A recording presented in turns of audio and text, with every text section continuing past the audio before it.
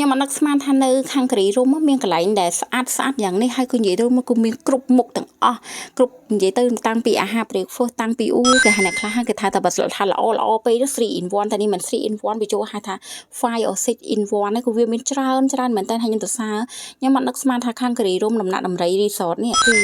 មានគេហៅថាគ្រប់មុខដល់ថ្នាក់ហ្នឹងហើយវាក៏ហៅថាជាឋានសួគ៌នៅស្រុកខ្មែរតែម្ដងវាគ្រប់មុខពេកបើសិនជាគេប្រាប់ខ្ញុំថាជាថានៅកន្លែងនេះមានចេះមានចុះប្រហែលជាខ្ញុំអត់ជឿព្រោះខ្ញុំគិតថាចេះវាមិនអាចណាដល់ថ្នាក់ហ្នឹងណោះវាមិនអាចតែនៅពេលខ្ញុំដឹងបានមកដល់ហ្នឹងខ្ញុំថាអូវាអាចមែនណោះហើយវាមិនថាអាចធម្មតាគឺវាល្អអត់ខ្ចោះលើសពីការរំពឹងទុកតាំងពីការរៀបចំ breakfast និយាយពី breakfast ដាក់មកយកមកឆ្អែតដាក់ឲ្យយកមកឆ្ងាញ់និយាយពីមិនដឹងចេញនិយាយមិនថាចង់បានកាទៀវឲ្យចង់បានបបចង់បានអូម៉ាឡេតតាំងពីផ្លែឈើតាំងពីគេហៅថាបាយមីឆាកាទៀវបាយមាន់អីនោះ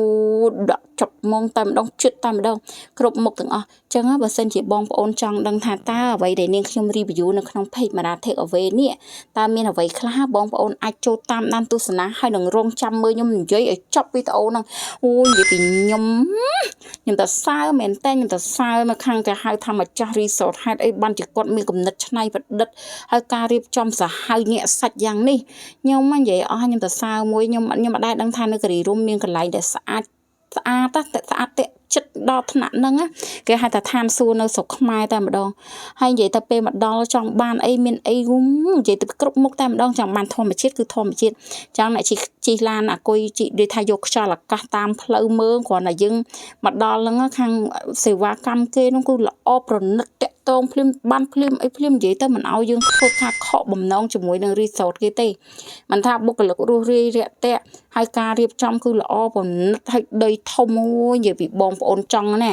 រត់លេងចង់ដូចថាវាយសីឬកូននាងខ្ញុំវាយសីតបាល់អីគ្រប់មុខទាំងអស់ហ្នឹងមកហ្នឹងនិយាយពីថាមិនឲ្យខកចិត្តតែម្ដងគ្រប់កន្លែងទាំងអស់ហើយនៅកន្លែងនេះគេហៅថាពហុកីឡាដ្ឋានអញ្ចឹងកន្លែងនេះបើសិនជាបងប្អូនគេហៅថា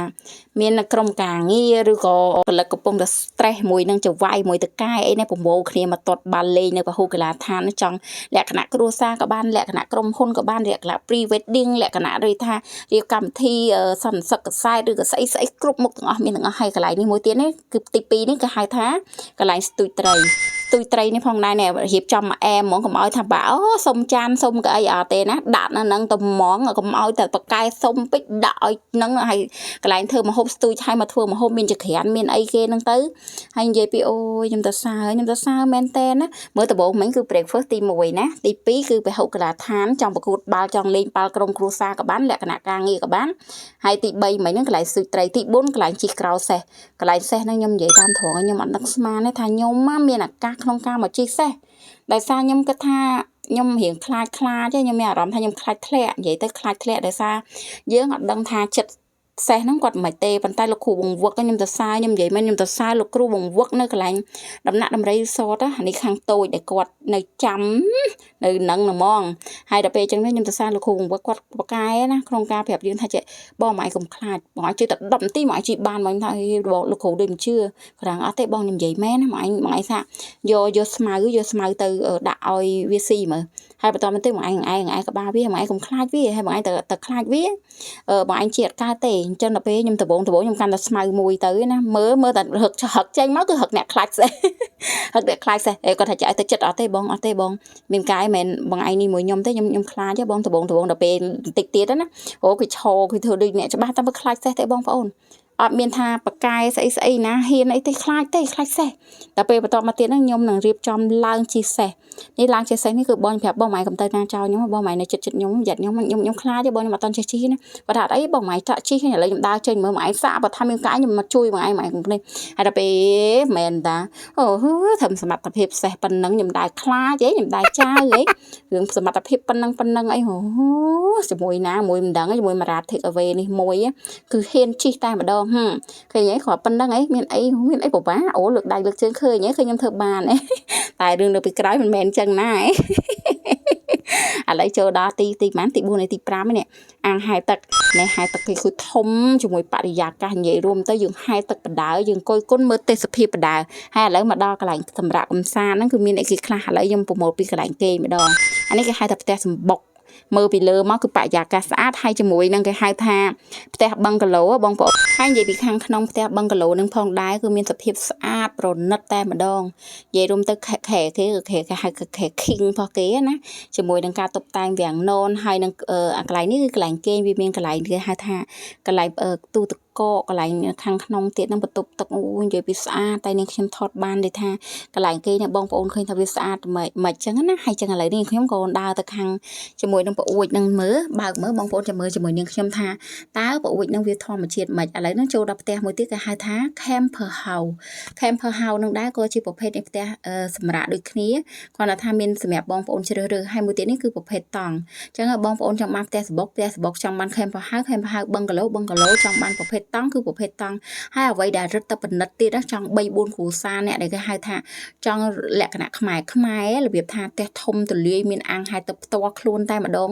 កន្លែងហ្នឹងគឺអស្ចារ្យរត់ទៅអស្ចារ្យអ្វីដែលនៅក្នុងមែនតើគឺខ្ញុំសម្បើមខ្លាំងជាមួយនឹងផ្ទះខ្មែរហ្នឹងតែម្ដងការរៀបចំដេកតាំងពីស្អីគេណាខ្លះទេធុងតកមិនបាច់យួរធុងតកមកគឺគាត់មានគេហៅថាអាស្រៀងគេហៅថាត្រាំទឹកតែគាត់ធ្វើចេញមកគឺសម្រាប់យើងដាក់តកត្រាំខ្ញុំនឹងវ៉ាវហ្មងថាអូយបងអានោះស្អីទេតែសួរចុះសួរឡើងកន្លែងខ្លះទេប៊ីយ៉ាទឹកខូចទឹកសុតអីអូយសាហាវញាក់សាច់មករៀបនិយាយពីខ្ញុំតសើមែនណាម្ចាស់រីសតនៅខាងដំណាក់ដំរីរីសតហ្នឹងគឺគាត់រៀបចេញមកគឺឲ្យយើងមកពេញចិត្តតែម្ដងចាយលុយហើយគឺចាយអត់ស្ដាយចាយហើយគឺមានតែថាចាយលុយហើយសូមអរគុណគាត់ទៀតទី1គឺម្ហូបឆ្ងាញ់ទី2បរិយាកាសទី3កន្លែងលេងកំសាន្តយកលុយមកចាយនឹងជាមួយនឹងគេហៅថានៅគរីរុំឲ្យបានបរិយាកាសប៉ុណ្ណឹងណាត្រឡប់ទៅវិញគឺមានកម្លាំងព្រឹសក្នុងការទៅធ្វើការបន្តទៀតដើម្បីឲ្យយើងមានទឹកចិត្តយកអ្វីដែលល្អចូលមកខ្លួន plan គម្រោងអនាគតគោលដៅជីវិតខ្លួនឯងបងប្អូនគឺវាបានច្រើនសន្ធឹកសន្ធាប់ជាងឲ្យយើងចាយលុយក្នុងការមកដូចថាដើរ relax កំសាន្តសម្រាប់ចុងសប្តាហ៍ប៉ុណ្ណឹងគឺអត់ស្ដាយខ្ញុំនិយាយមែនលើកក្រោយខ្ញុំនឹងមកសាកគេជាមួយនឹងផ្ទះខ្មែរហ្នឹងហើយព្រោះលើកនេះខ្ញុំបានគេនៅបឹងកាឡូហើយនៅផ្ទះខ្មែរហ្នឹងក៏មានបុកពិយ៉ាហើយខ្ញុំក៏បានលេងបុកពិយ៉ាមួយកូនប្រុសនាងខ្ញុំថាកូនខ្លួនឯងលេងបុកមកឥឡូវខ្លួនឯងបុកមុនហ្នឹងចាំតិចទៀតមកបុកក្រោយហើយជាមួយនឹងធម្មជាតិសត្វជាច្រើនធម្មជាតិនិយាយទៅគ្រប់មុខទាំងអស់មាននៅខាងសួនដំណាក់ដំរី resort ហ្នឹងគឺ resort នៅខាងគិរីរម្យដំណាក់ដំរីហ្នឹងគឺញាក់សាច់សាហាវគ្រប់មុខតែម្ដងអញ្ចឹងបងប្អូនបាច់ខកបំណងថាគិតថាឥ